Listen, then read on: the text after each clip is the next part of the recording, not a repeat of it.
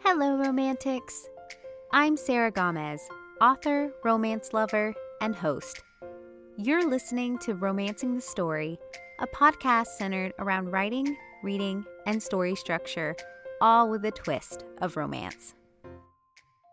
We're at episode 81, and on today's episode, I speak with romance author Alicia Wilder about making politics sexy with a DC setting, respecting ambitions and power balance, and promoting mental health in books, writing, and self-publishing.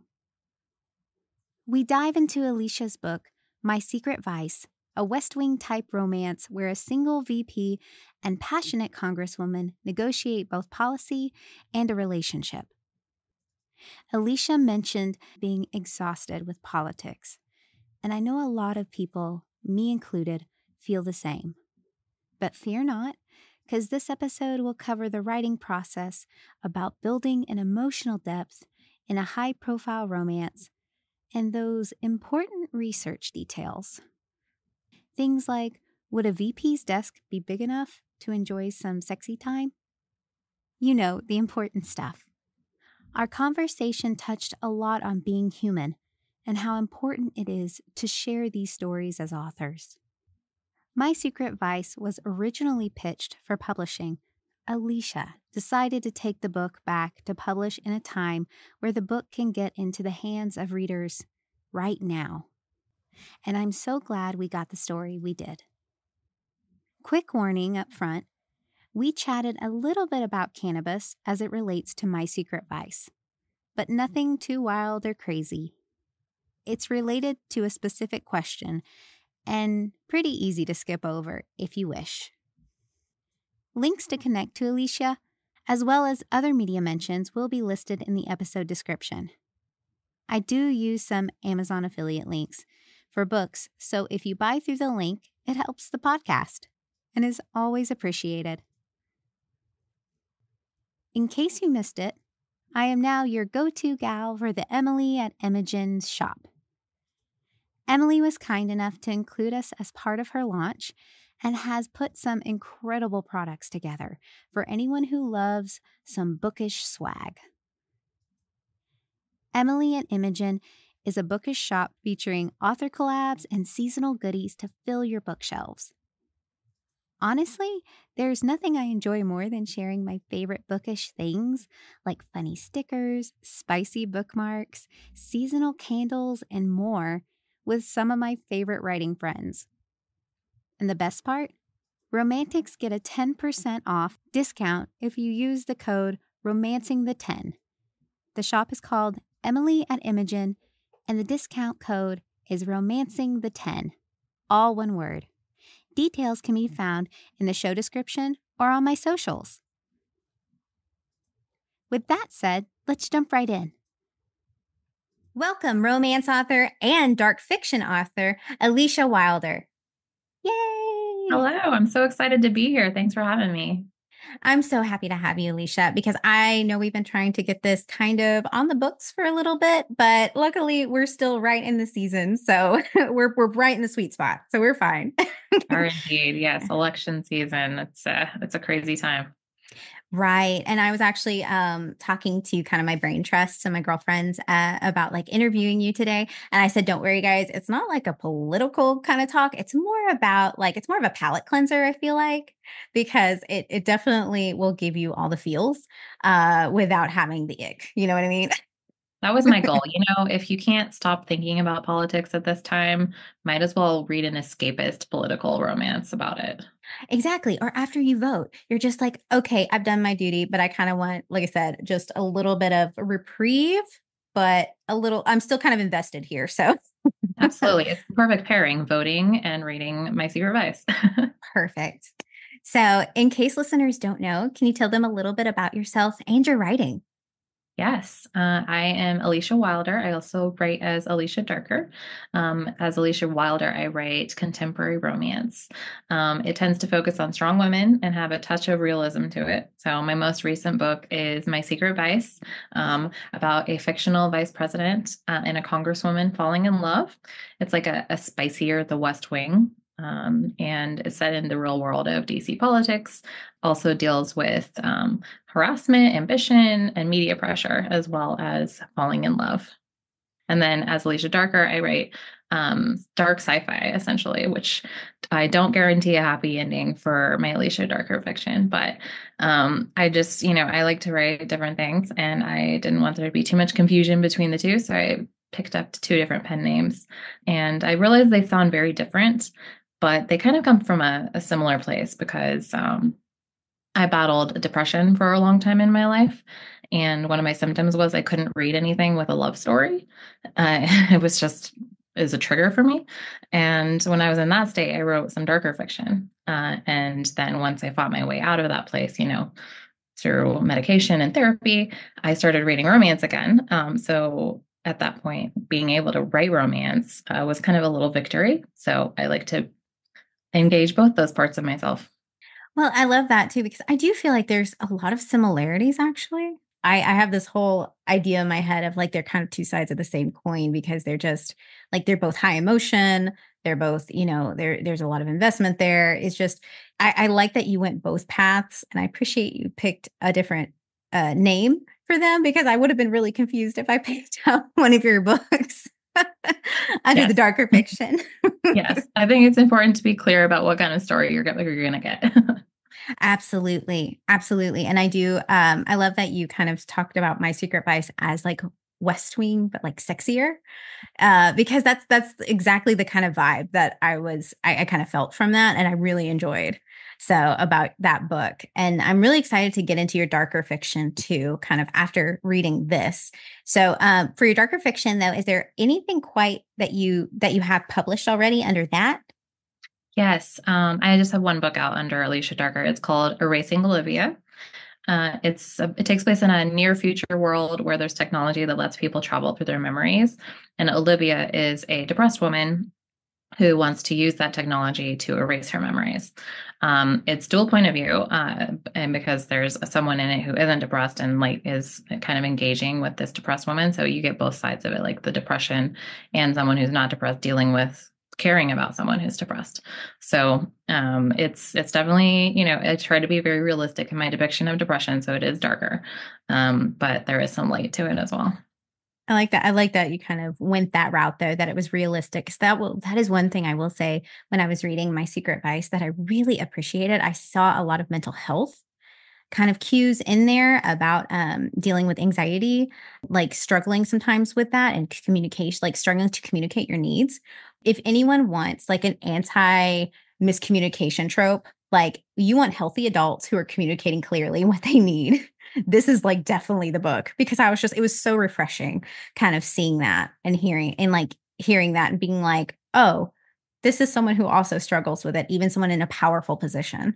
Oh, I appreciate you saying that so much. That was one of my goals was to demonstrate healthy communication in a healthy relationship.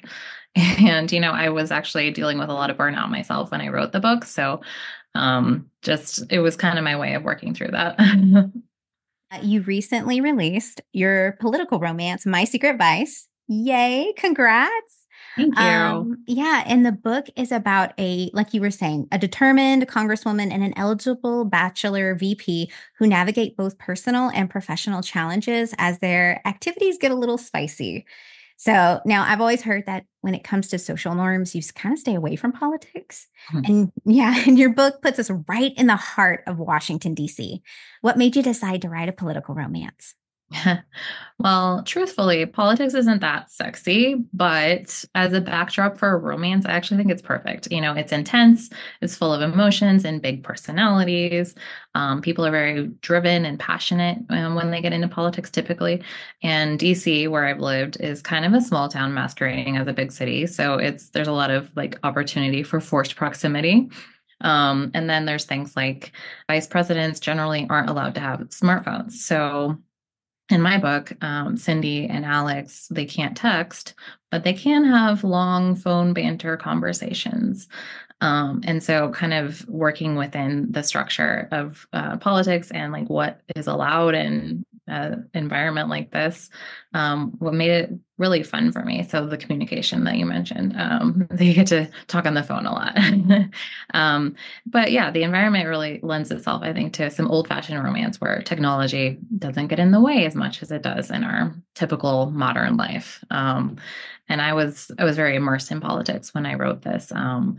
I was working in political journalism. I had been for about 6 years at that point. I wrote the first draft of this book in about 6 weeks, writing for an hour or so in the mornings before work. It just poured out of me. It was early 2021, and I was living in my parents' basement trying to write out the worst of the pandemic. It was still very bad at that point. It was a tough time in my life. And I really needed something escapist to draw me out of my work, the real world. And I was on the White House press list at the time. So I was able to pull from that fill in like little details in the novel. And it was just kind of the perfect time for me to write something like this. Well, it must have been, because 6 weeks, girl, like I don't know many people who can do that. Well, the editing took a lot longer, believe me. But yeah, the first draft was about 6 weeks. It just kind of came fully formed already for the most part. It did. Yeah. I sat down, wrote the outline, and it just really flowed. When I got into it, because I wasn't sure what to expect when I was reading it, I was just like, oh my God, there are so many great tropes you can pull from, as far as like you were saying, the forced proximity and the kind of a little bit of opposites attract somewhat, that you like, I just didn't even think about until like it was kind of presented in front of me. Like, of course, Alex, the VP doesn't go out. He goes out, but he doesn't know a whole lot of people and get to socialize like we normally do to meet a new people. So, there's kind of this, like, he ends up, like you're saying, like a small town, and he ends up kind of knowing the same people all around. And so he gets, of course, attracted to somebody in his little circle. The tropes are there to build a romance. I don't think people think about it too much as politics. Yeah, understandably, I think. But I did have a lot of fun sort of making the president one of the meddling neighbors, as you would have in like a small town romance, for example. So the president he like gets involved in matchmaking. I do like that. I thought that was funny. It was kind of like he was giving him advice things throughout the book. That was funny. I was a bit relieved when reading the book that the characters were older. Actually, that was like when I first started reading it, I wasn't sure what, like I was saying, kind of what to expect, but they were like 40 plus, both characters. And I was like, oh, great, because I love, I feel like there is a certain maturity that has to come with like some of those political things, or that's kind of like at least how it's coded usually to me. And also kind of dealing with all that stress. So, and it felt more authentic to kind of the aspects of the world you had created. So I was surprised you put both the main characters as political figures, to be honest, and to really create that forced proximity dynamic. The hero and heroine must work together to try and pass a cannabis bill. So why did you make the main characters politicians? So I came up with the title first, My Secret Vice. So I knew it was going to be a romance about the vice president. I came up with a lot of different ideas for her. I considered making her an aide or a reporter, maybe. I know what being a reporter is like in this environment, so that would make sense. But I didn't like the power imbalance of a relationship like that, because he would have so much more power than she would in that situation.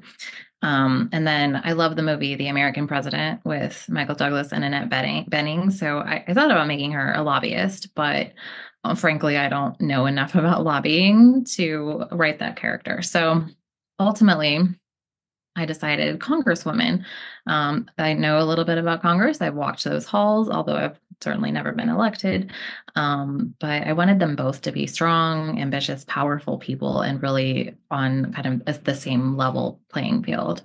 So that's why I came up with making them both politicians. And then later in life, so-called later in life, was really important to me. And it's definitely a direction I want to lean into more in my future writing. I'm in my 40s. I relate more to, so-called mature characters at this point. At my age, I'm still dealing with things like fear of vulnerability, worries about what I'm doing with my life. It's a rich time to be alive. But I wanted to write about people who have a lot going for them.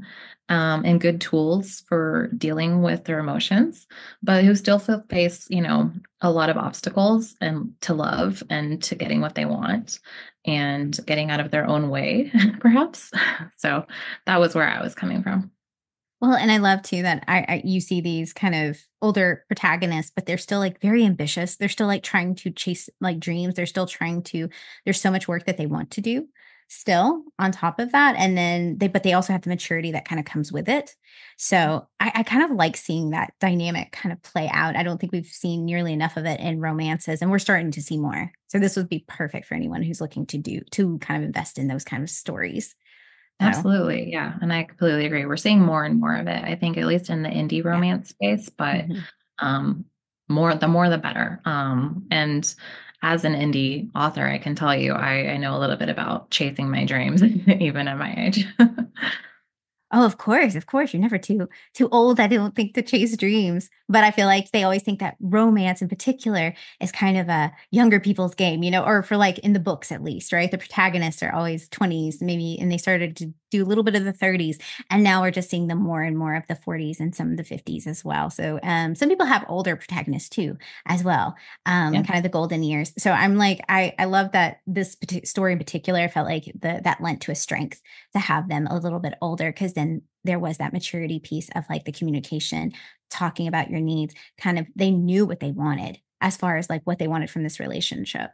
For them, it's almost a negotiation. I know what I know what I want. Yeah. Are you able to give it to me? And just kind of having that back and forth. I don't often see policy talk or the high profile work life of a public official integrated in a romance. And as you mentioned in the book, sometimes the public forgets that officials are actually people. The main characters come across as both, like I was saying, very ambitious and authentic people in this like incredibly clinical and kind of aloof environment. So was that a challenge to portray these likable people in a very complex position? There's kind of contrasting or contradicting advice out there for writers. There's write what you know, and there's also this idea that you're bringing a blank slate to whatever you write. You're not, writing about yourself at all. And I bring that up because I think I do bring myself at least a little into everything that I write. And I'm a complex person. I have covered hard news, but I also write, playful, steamy romance on the side. And so in some ways I'm writing for myself. And I think romance readers are nuanced people. We can both read the news and read a romance. We contain multitudes, as Walt Whitman would say. And I think that's particularly true late in life, quote unquote. When you're in your 40s, you've lived multiple lives already, and just like my characters. So I'm glad my characters are likable, but that wasn't my ultimate goal. I wanted them to be real people. And so that was why I wrote them the way that I did. Yeah, I felt like that they are very complex people. And like you said, they have lived already multiple lives. So that kind of, I think, lent their overall dimension. They have to be somewhat likable to invest in the romance. I will confess that I have met some unlikable people in politics. So I didn't want to write that kind of person.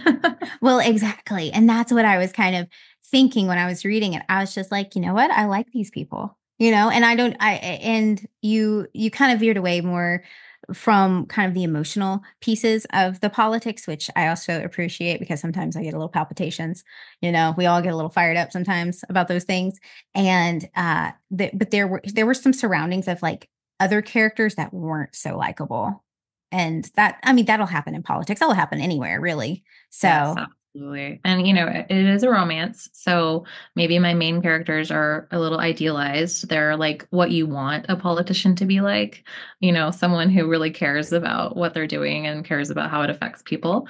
But yes, they are surrounded by, they're surrounded by people who are maybe misogynist in Cindy's case. She deals with some male politicians who are not great to her and that kind of thing. But those are obstacles that are overcomable in this universe. And that is something that is like when you have a very male dominated industry, of course, you're going to face some of those uphill battles. I can't help a little bit of realism in my romance. Yeah, that's very fair. I like your idealized world. I want to live there. Yes, So that was important to me too, that they be, good politicians. exactly, exactly. And kind of like you were mentioning earlier, the hero and the heroine both run their professional life, kind of like their personal lives, with negotiation, calculated moves, and not a whole lot of privacy. So, yet there was still plenty of heat and passion involved. They found their moments, they get kind of steamy. Even on Air Force too. So how did you build a romance without being contentious? Well, I actually originally wrote this as an across the aisle romance. I wanted that friction of like almost enemies to lovers between them. But I got some really good feedback early on that, maybe this is not the time for an across the aisle romance. Our politics is too contentious itself. And ultimately, I realized I really wanted it to be more rivals to lovers than something harder to overcome. And I never say what party Alex and Cindy are in the book, but I think people can probably guess because of their politics. And even though they're on the same side of the aisle, they are very different people and they have different goals motivating them. She's an activist, he's establishment. At least in the beginning of the book, his goal is to stay in power, and her goal is to use power for a cause. So there's some good natural friction there that comes out of their personalities more than their politics. So I think that's how I built a romance without it being going a little too far. I know you said you got feedback originally about being the across the aisle romance. While you were writing it, did you have to continuously get feedback and feel like, okay, is this, or kind of keep that in the front of your mind, just like, okay, we can't get too fired up about any of the specifics here, like while you were writing the romance, so it didn't deter from that?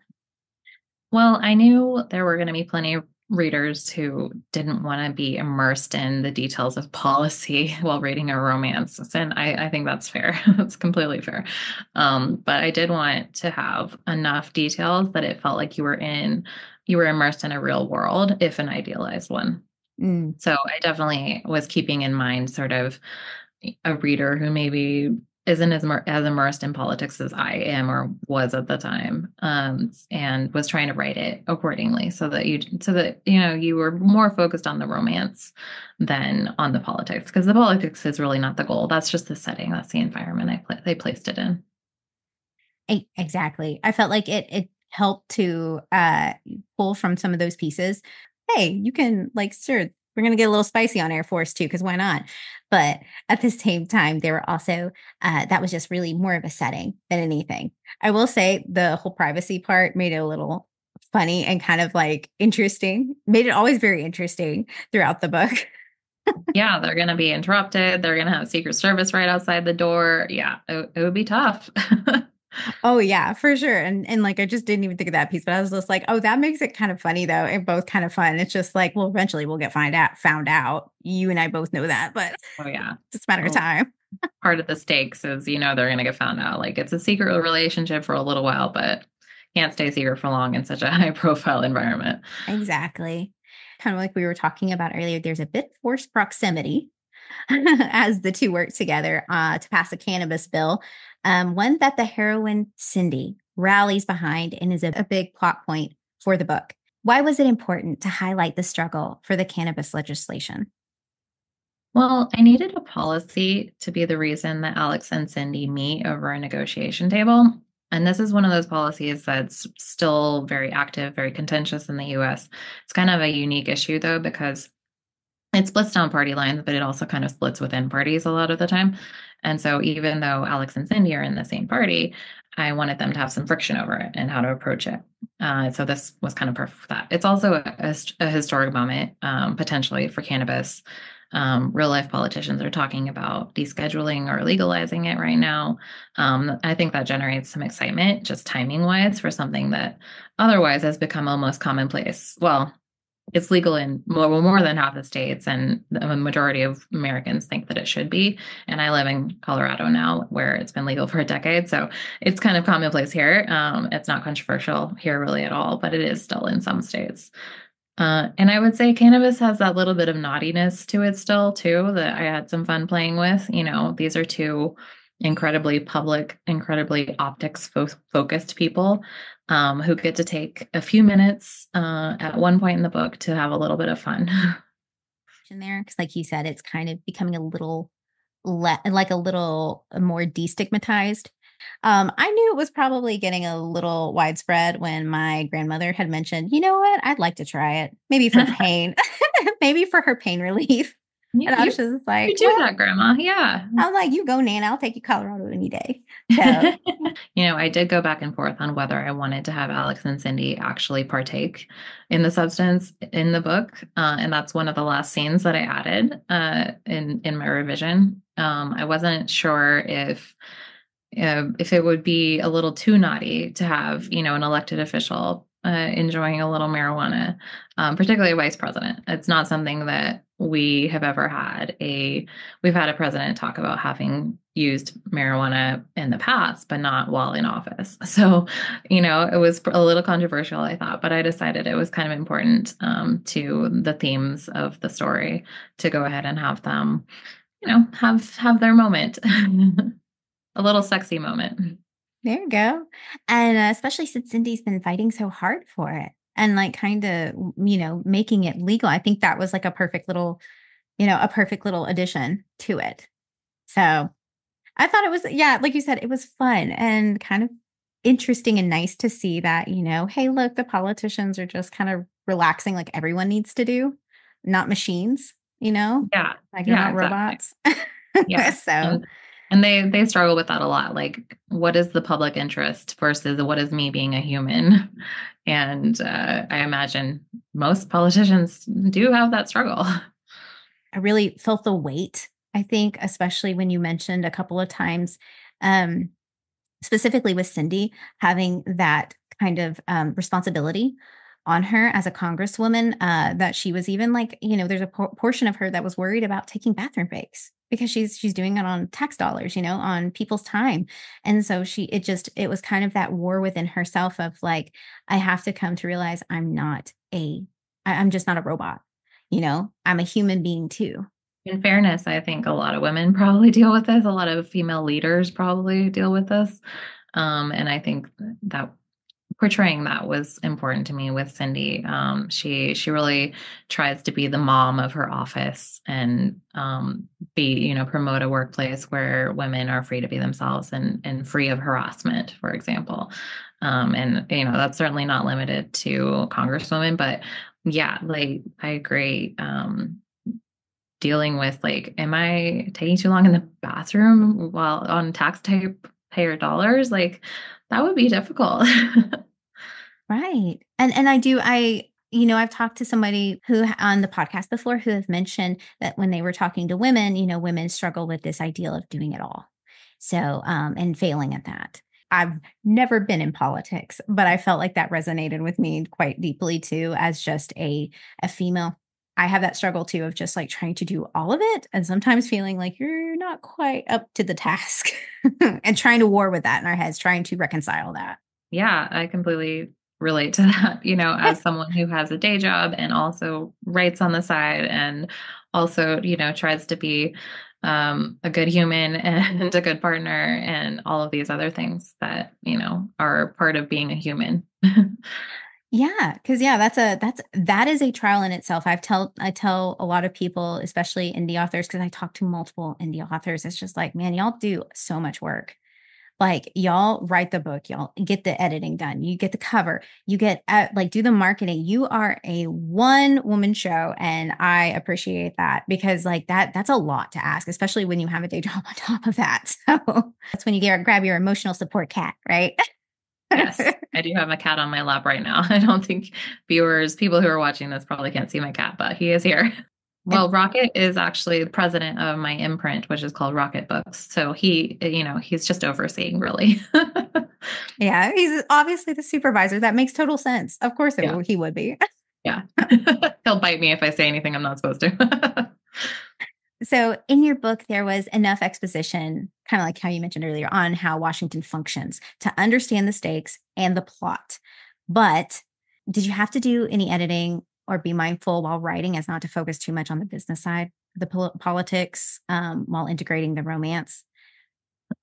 I did, yes. And honestly, for every review that I have gotten since it was released saying there's too much politics in the book, I've also gotten a review asking why there wasn't more detail.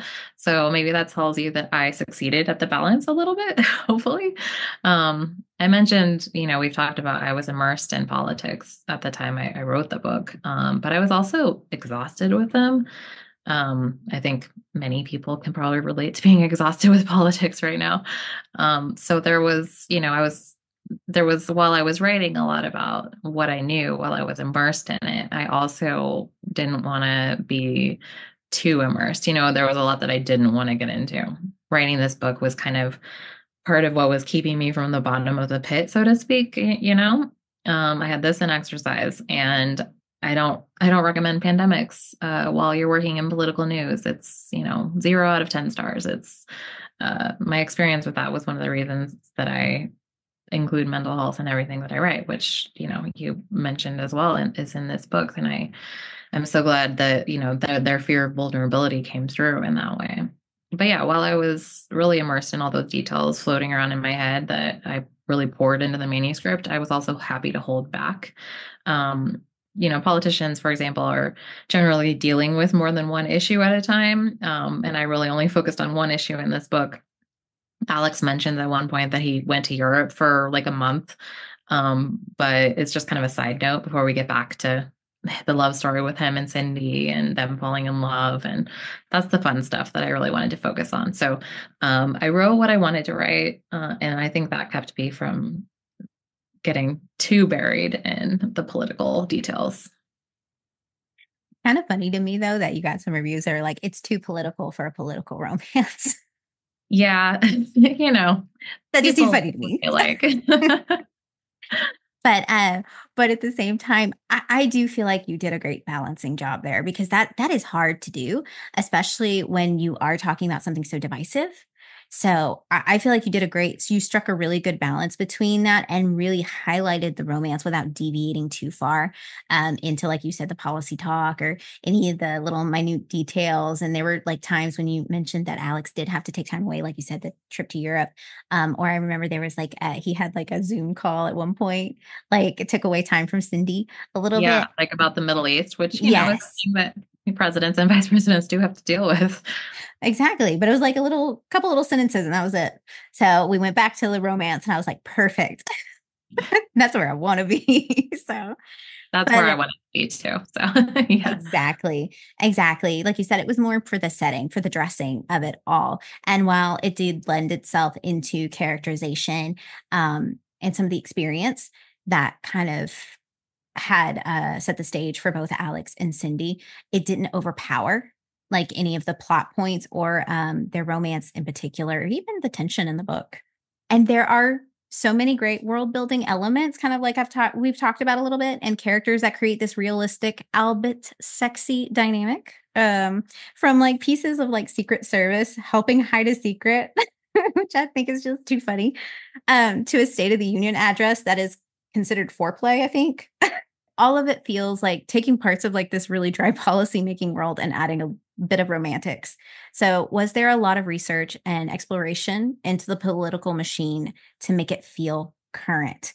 And I know you mentioned being a journalist and kind of pulling a lot from that.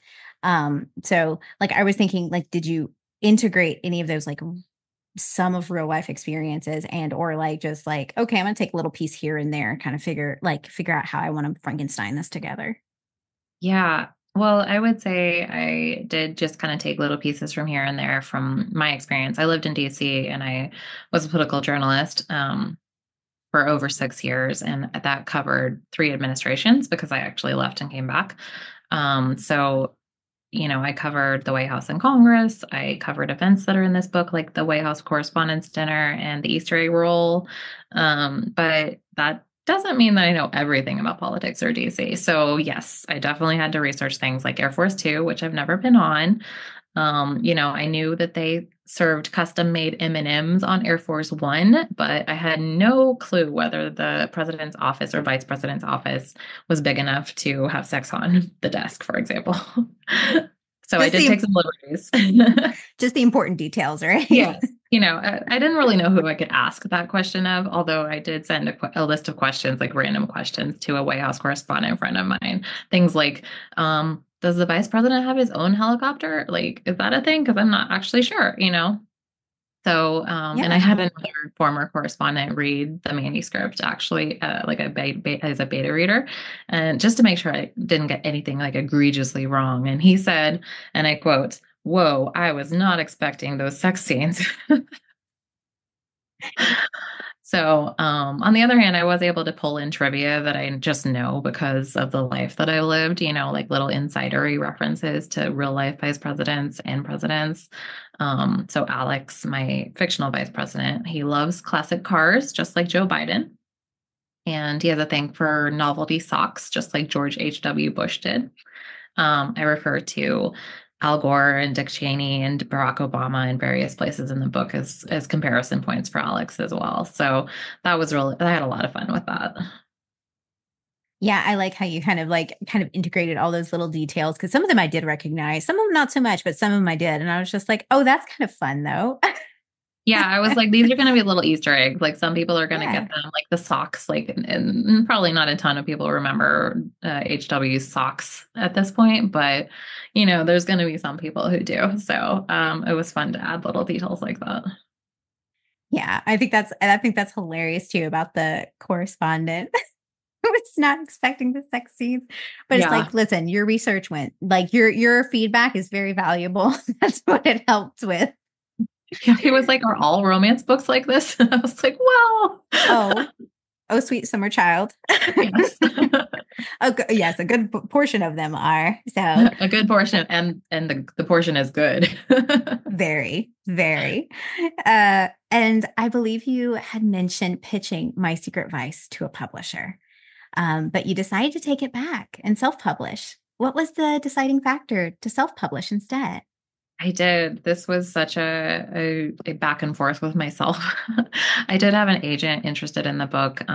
They had asked for the full manuscript to review. But that process and really traditional publishing overall is so slow. And it was really important to me to take advantage of this year, this election year, a year when cannabis policy is in the news. I really wanted to get the story out there now. And waiting on an agent or a publisher would take at least a year, or potentially more. And of course, there was no guarantee that the agent would sign me even after I waited and, you know, didn't have all these timing opportunities. They were just passing me by. So I ultimately chose to withdraw the manuscript from consideration and decided to self-publish this one. Um, I would personally love to be a hybrid author at some point, be both traditionally published and self-published. But that means I need to build up my self-publishing business just as much as I would my traditional side. It's not really just about getting a traditional book deal. It's about what furthers both sides of my career. My ultimate goal is to write and write well. And the ultimate goal is not it's not a book deal. Like as much as the credibility and validation of a book deal sounds appealing, that's not my ultimate goal. So I'm really enjoying self-publishing at this point in my life. I love taking my books to events. I've gone to many events this year and really leaned into that because you can get your book directly into the hands of a reader, and that's awesome. And I particularly love being part of the author community, the indie author community specifically. It's my favorite part, I think. Indie authors are amazing. Like you were saying earlier, like they're so talented, so ambitious, ready to roll with changes to this business, thinking of it as a business while also living out their dreams of being a creative and sharing their art with the world. I love that. So I'm really enjoying where I'm at, and I haven't regretted taking this book back and self-publishing it. Well, and I kind of said it while when you kind of talked about it and putting it in self-published, like I'm so excited you did. Just because I feel like we wouldn't have gotten the version we got. And yeah, and I love the version we got. And I'm so glad we got it now, which I think was super like great timing. Because I have seen the publishing deals that people are getting now. It's pushed out till 2026, which Yeah. I understand, but at the same time, it's just like, gosh, that's so that's so far away. I would love to have it now, like you said. So Yeah. It's a slow business. It really is. Mhm. And because I'm just me, I'm a one-woman show. I can do all the things as long as I can make time for them and get this book out there as soon as possible. Of course, I did write it in 2021 and I released it in 2024. So that's, a relatively long time, but still. Were you waiting did you sit on it and were waiting for this year? Not really. I Oh, was waiting to get some experience self-publishing before I released this one because it's one of my favorites. It's kind of the book of my heart. I really, like I said, it really poured out of me. Mhm. So I wanted to give it the best push that I could. And I think that I have so far. That's awesome. Did you write it actually before your other books? I wrote my debut novel, Cosplay Cupid, first, but Okay. I wrote this one before multiple other ones that I have released. So yes. I'm always interested in that because I know that like different, like sometimes they don't, people will kind of wait sometimes to release certain books at certain times. So I'm just like, I'm always fascinated with that. It's just like, man, you've been sitting on this for like a couple of years, which is impressive. I'm too much of a blabbermouth and just like, like I'm going to put a book out, like it is coming out immediately. Yeah, no, it's funny. I have books in my digital drawer, in my Google Cloud or whatever, just kind of waiting to come out. And I like to work ahead as much as I can, which is funny because I'm a journalist, so I like deadlines. But when it comes to my romance novels, I don't like all the pressure of being like, I'm going to finish this in April and release it in July. Like, no, thank you. I have enough deadlines in my life. No kidding. I just recently talked to someone who Cara Dion, Cara Dion, excuse me, who we were talking about chronic illness. And that was something I'm so happy the indies are doing more often, is that because it's always been about churn and burn for like books. And so many indies now are kind of stepping back and saying, like, listen, for my mental health, I need to take a step back and I'm going to give myself a little leeway and I'm not going to hit this deadline. I'm Yeah. going to spread it out, which I think is so important for sometimes as we as authors need to take a little time for ourselves to do that. Absolutely. We've talked a lot just in this conversation about being a human and how humans, need to take time for themselves sometimes. Sometimes you need some rest. And I think it's important to build in time for that, especially as an indie author. It's important to leave some time. So my goal has been to release one novel a year. And sometimes I release a couple of novellas every year as well. But one novel a year is honestly a lot for me, at least. So that's been my goal. And I feel like that's a good pace for me. That's a lot for anyone. That is a great accomplishment. So congrats on that. That's amazing. Thank So, you. and we've talked so much about your amazing political romance book and some of your other works as well. So, where can listeners find your books and how can they connect with you? Well, almost all my books are on Kindle Unlimited, except for the one that I give away for free when you sign up for my newsletter list, which you can do at my website, aliciawilder.com. Alicia spelled ALICIA, if that's helpful. And then I'm on all the socials at Alicia B. Wilder. So I'm pretty active on Instagram, TikTok, and Threads. And I have a Christmas novella coming out next week. Speaking of releasing novellas, it's called The Hookup Holiday. I released it as a serial last holiday season, but I'm re-releasing it with a new cover on November 1st. Are we going to see anybody we know from there from your other books, or is it You just know, like a standalone? This is actually launching a new small town series that there should be a novel in that series coming out next year. And there may be a character that is in my secret advice that shows up in this small town. So I'll just tease you with that. Thanks so much to Alicia for joining the show.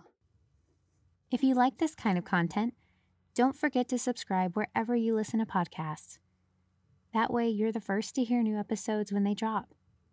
And if you get a chance, feel free to leave a review. It helps support the show and allows more opportunity to bring in all kinds of fantastic guests. There's also a link to the YouTube channel in the description if you'd like to see the interviews with some of the guests and see them show off their lovely books. As always, stay safe, be well, and keep writing. Bye.